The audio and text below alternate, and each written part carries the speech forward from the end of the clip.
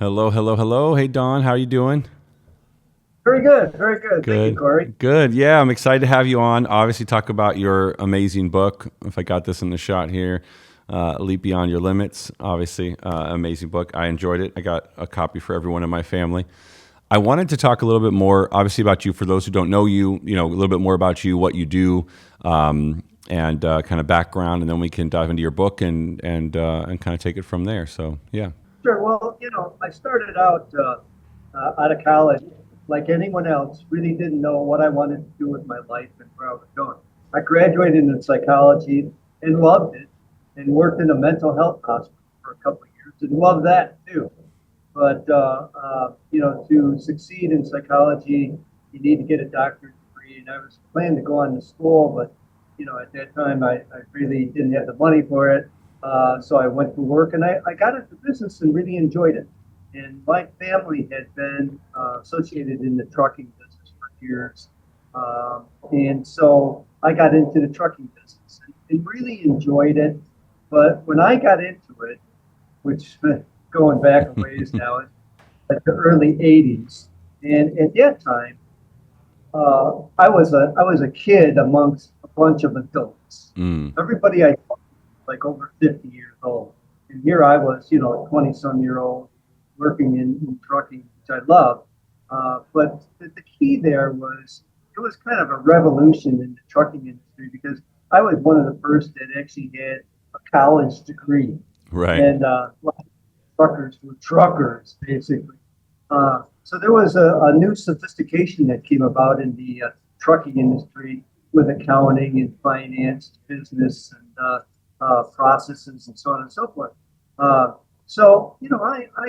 kind of grew in that industry and actually ended up in a niche that was last mile home delivery.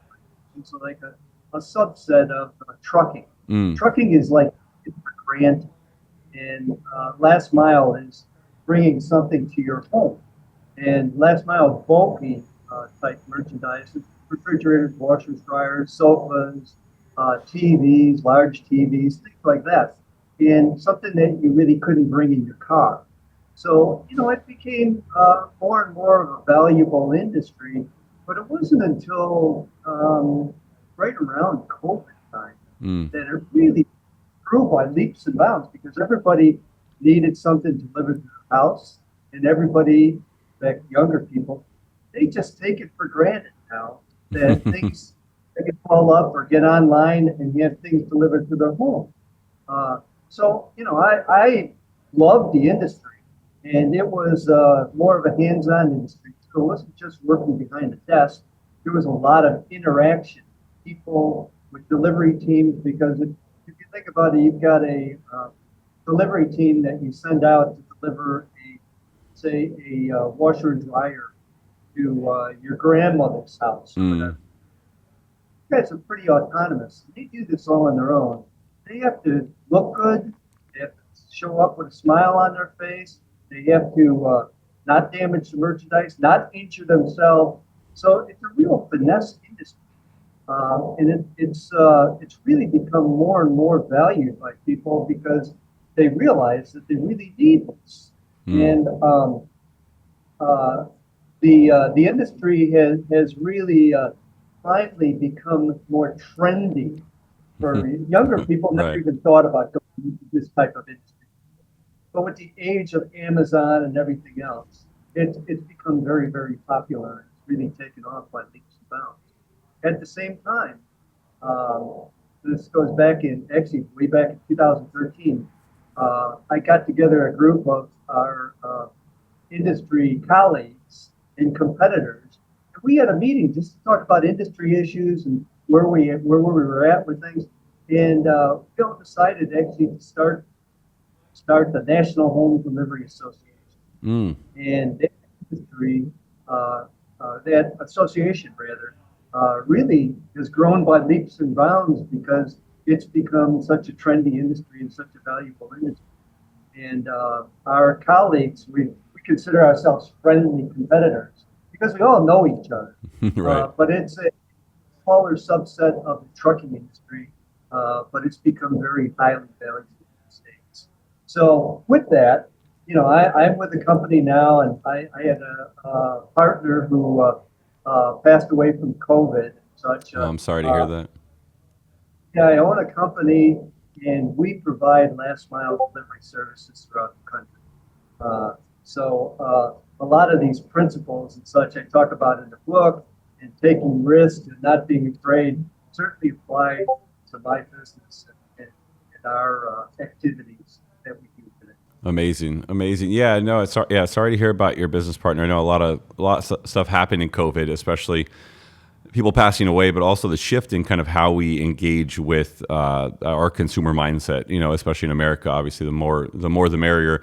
I was reading a study, though, to your point, that showed there was this huge trend for a long time. Everyone wanted to get into software. Everyone wanted to be a software engineer. And now we have almost this whole younger generation. Something like 56% of them are like, I would rather go into a trade.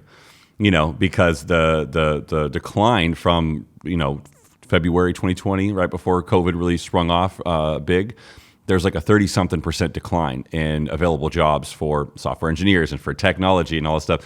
And there's this huge increase in trade and truck driving being one of those, because it's like, hey, and people think, it's like, well, is it a positive or a negative? Well, it's like, well, as technology increases, which we think can be a benefit in a lot of ways, the value of having human skill sets is even more valuable, and having a human take care of something for you and help you and assist you is even more valuable than it may have been before, because there's just certain things that technology, no matter how advanced it gets, isn't going to be able to fill the shoes of with humans. Humans just have a different way of caring about things, of handling things, of doing things. So just to kind of add to your point there. So yeah, I was going to say the COVID was actually kind of a blessing in disguise, as bad as it was. Right. Because we were busier than ever, and everybody needed us. And so we just exploded with business. Yeah. And you talk about technology. Technology in our business is becoming more and more popular as well. We get involved with artificial intelligence, and I talk about examples where we're looking at different technologies of how to deliver these bulky items without so much human muscle. Because these are very, very, very heavy items. It's like we're looking at ways like hand trucks that actually climb stairs, exoskeletons like an alien, where people can actually pick things up by themselves without you. So there's still a lot on the precipice that's coming along. Yeah, that's amazing. I just pictured Elysium. Remember that movie Elysium with Matt Damon, where he puts on the exoskeleton and he's like, "Doosh, doosh, doosh." That's that delivery guy coming to your house with the couch, just doosh, doosh, boo, just sets it on the front door. Oh, that's gonna be great.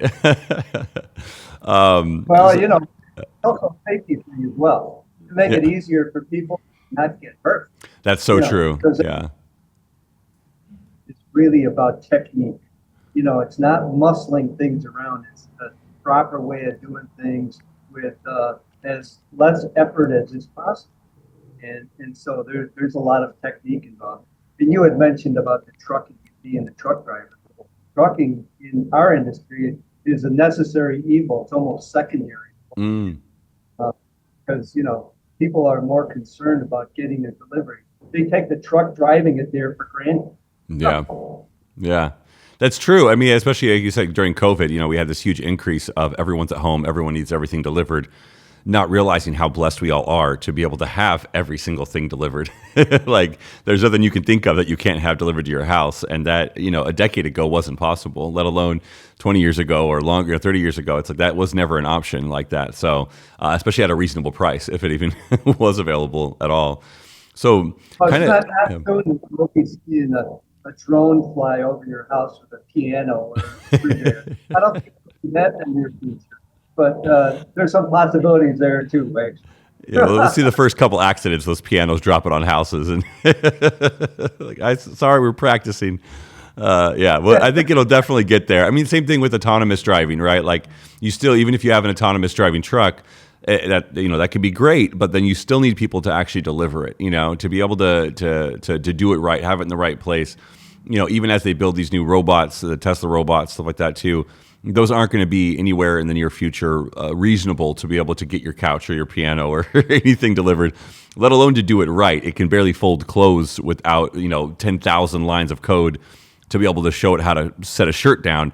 So it's like we're getting there with technology. There's a lot of benefits, but I think what you mentioned as far as the exoskeleton, as far as things that we can integrate with the human, I think that could be beneficial, right? We can get there faster, do safer deliveries, release the injury from delivery drivers, for example. I mean, I know training at the gym, I bring this up every time because I'm very proud of myself for finally going to the gym. So I talk about it now every time. But a big reason why I train with a trainer every single time is because of injuries. And it's not because I don't know how to work out. I know how to work out, I can do it. But there's a very specific, precise form for every single workout that's going to hit a specific part of my muscle that I know that's how I want to work out. Not, throwing my shoulders back too much and now I'm ripping my shoulder trying to get a chest workout or something in my back, and so and it could be just a 2-degree difference in how my elbows are moving, that could have a serious injury or just not even actually work out the muscle I'm trying to work out. So I imagine putting a 400-pound or however big a piano is, or I don't even know, because I would never try it myself. I would have the delivery drivers come.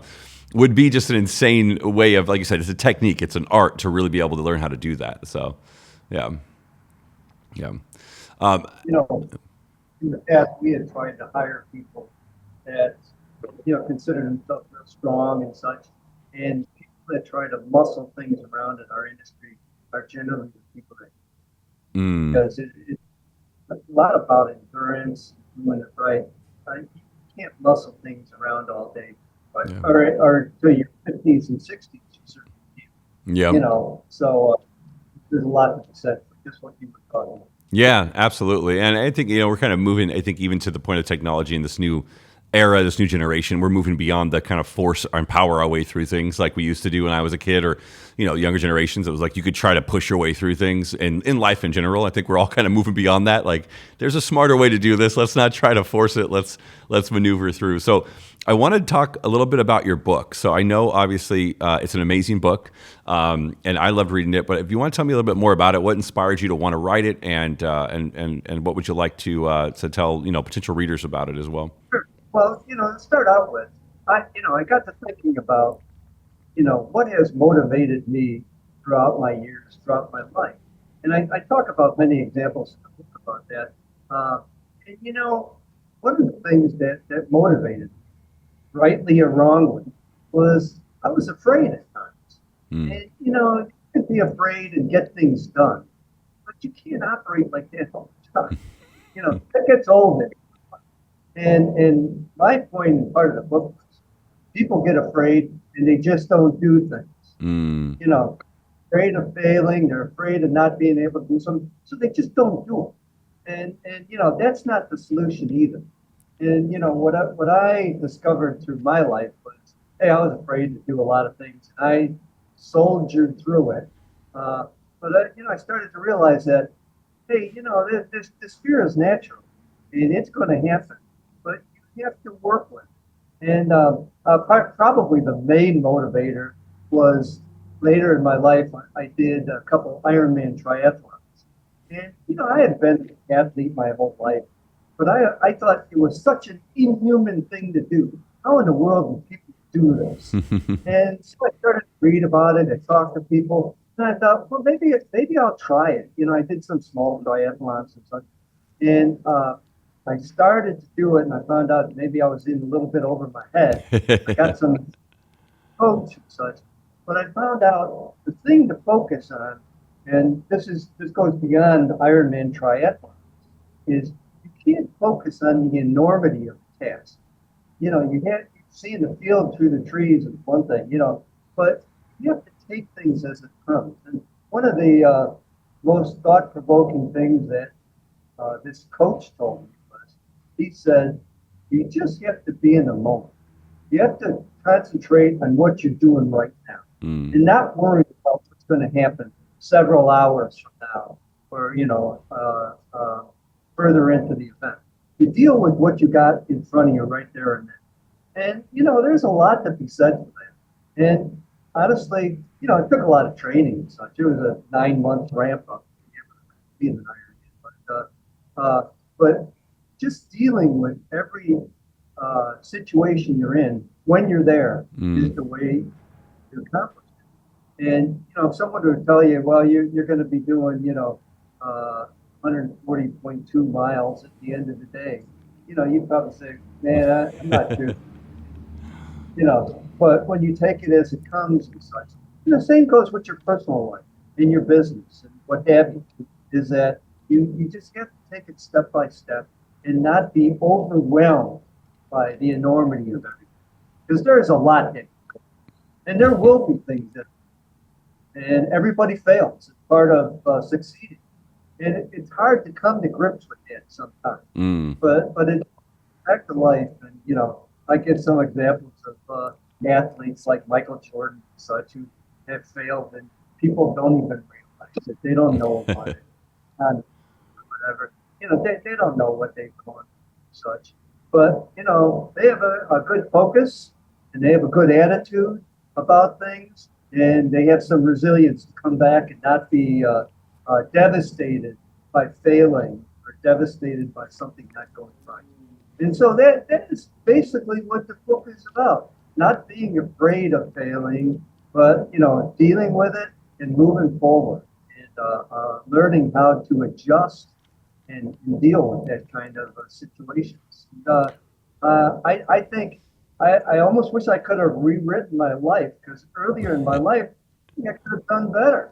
Mm. But there were times when I quit things thinking that, hey, there's no way I'm going to do better. I can't handle this job, or this relationship or whatever. Uh, but you can, Mm-hmm. and you will.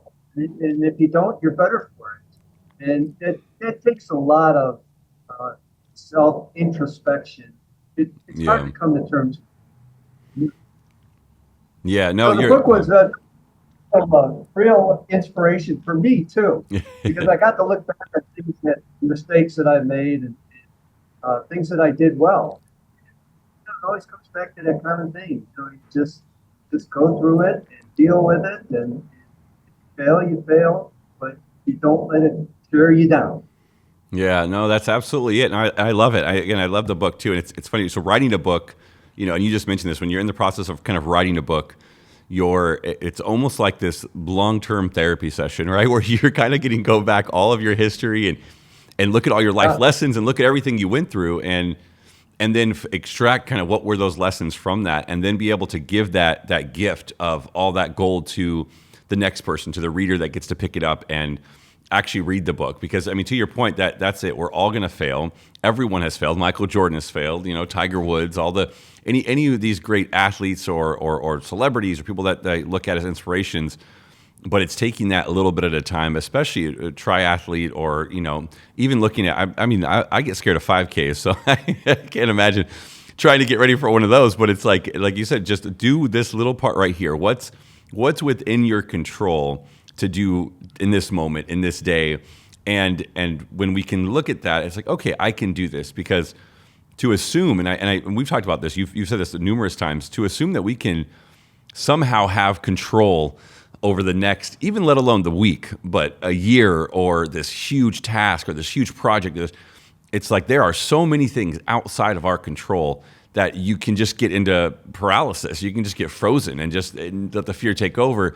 But if you can just get really focused on this moment, what do I have control over right now? What can I do to really be able to take the next step, and then do that? And then that just kind of the next thing, and those start stacking those things, stacking those days together, stacking those actions together. And your book really, for me, brought that home, because it's just like, okay, you know what? We're all going to face so many of these things that are going to have this, what feels like a huge backlash, or if I don't succeed at this, everything's over. I'll never be able to have anything again or do anything again.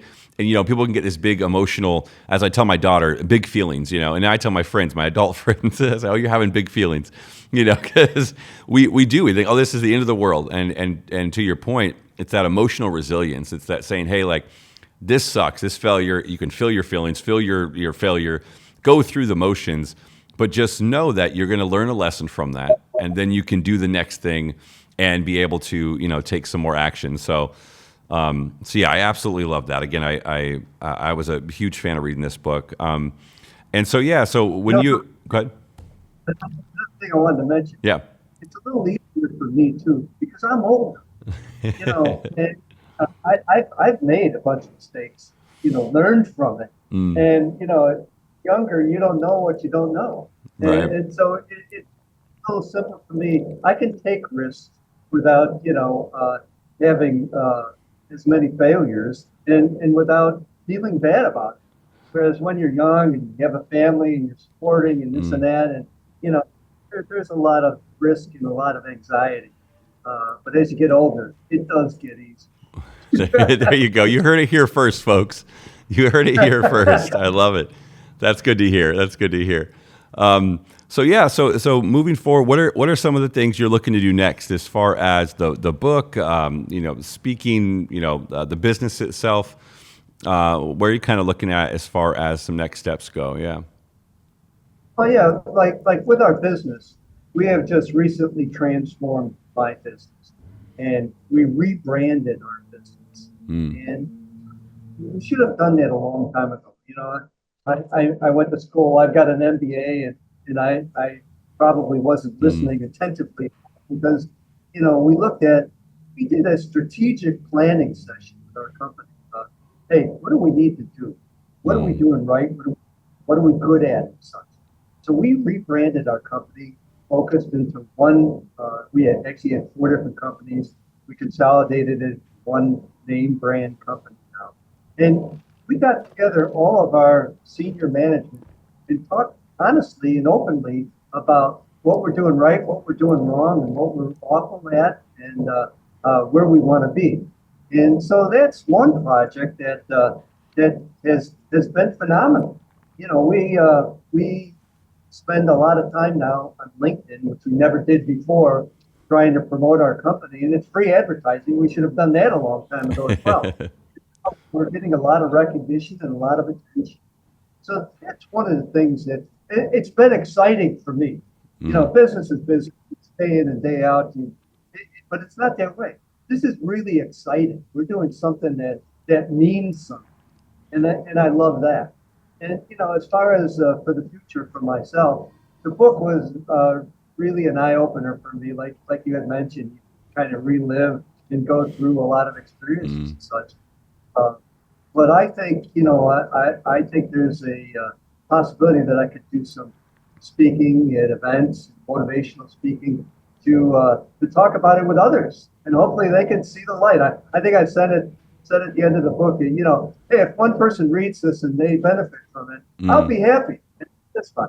And I think there's a lot of us out there who could have used some inspiration and some reflection on, gee, how do I go about my life?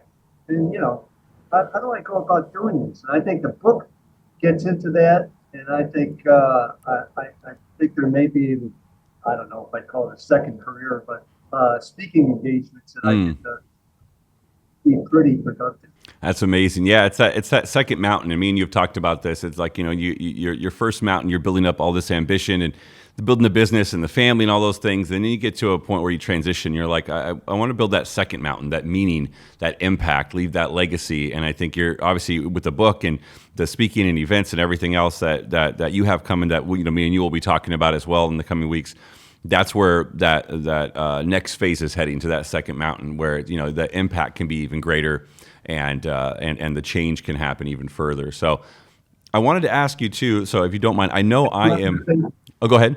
I want to add one thing to that. Yeah. As I wrote the book, that was kind of a revelation as well. Because if someone to tell you, well, let's go ahead and write a book, for someone like me who's never written a book, it's a pretty big deal. But you had pointed out, no, you got to look at an outline, go step by step, Mm, and take time and go through it. You don't write a book at one sitting. mm. And yeah, and it was very helpful. And it's the same thing there. A lot of people wouldn't write a book and they would give up before they would start. Mm. That's such a good point. Yeah, no, that's such a good point, and that's exactly right. How we try to do it, working at Authrs.io, is having that that initial call where we're like, what could this be about?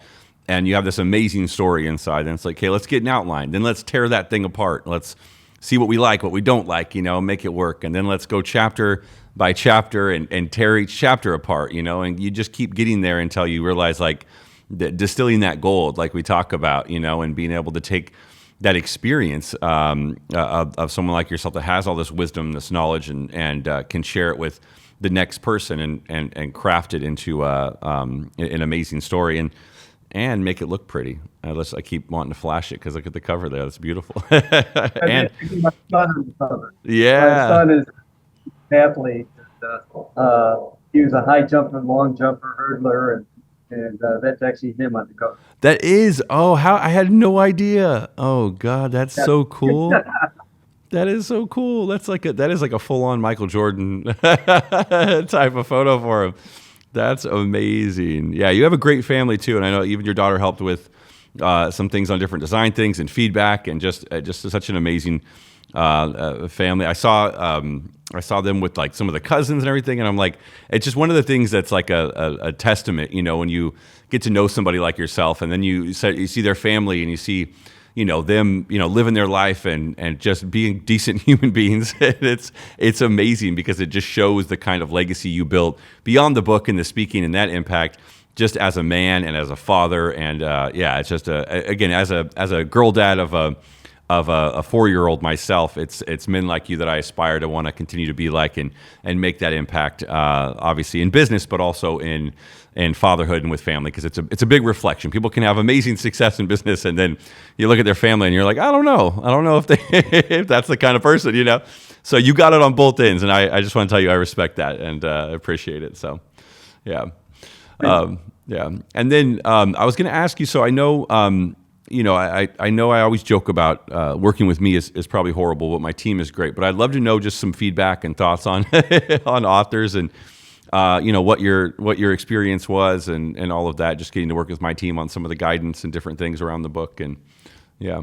Well, the experience was a good one, and I already touched on part of it about how you and your folks have guided me to how do you write a book. It's something that I've never really thought of and never really even pictured myself at. But then when you start to think about it and you get into it and you think, wow, it's pretty overwhelming. But your folks say, hey, you need to break this down. This is how you go about it. This is how you do it. I mean, even to think about how to get it published is a major thing for most of us. But it was very helpful. In the sessions, we would get together like once a week, and the sessions were not too long at all, not short, anywhere from 20 to 35, 40 minutes at most. And that was just enough. And then I would go back and get to work and, go back and redo things, look at it again, and then we get back and talk about it again. The guidance and expertise that your folks provided was really invaluable. This project would have taken me certainly more than a year to get it out of the way. And we were able to, I wouldn't say breeze through it, but it was very helpful not to have to worry about all those stumbling blocks to figure out what they were. I have a couple friends of mine that have been writing books for 4 or more years and still don't have them done. They just don't know what to do. And this was a great avenue to get that done. I appreciate all the help that you and your folks gave, and it was phenomenal. It's Amazing. A great experience. Amazing. Yeah. Thank you. Thank you so much. I appreciate that. Yeah. And it's cool because we get to work with amazing people like yourself. Like I said, it's not like some businesses out there where they're like, we'll help anyone and everyone. We're very, very clear on our kind of filter of who we want to work with. And it's because we get to work with people like you who show up in business, show up in family. We know that there's this wisdom, this experience that can be packaged up into a best-selling book.